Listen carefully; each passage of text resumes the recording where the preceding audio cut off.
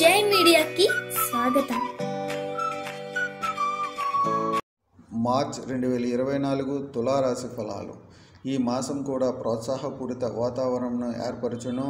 విద్యార్థులకు అనుకూలమైనటువంటి సమయం, వ్యాపారస్తులకు అనుకూలం. విలాసవంతమైన జీవితాన్ని గడుపుతారు. మీ ప్రయత్నాలకు అనుగుణంగా ఆదాయం ఉంటుంది.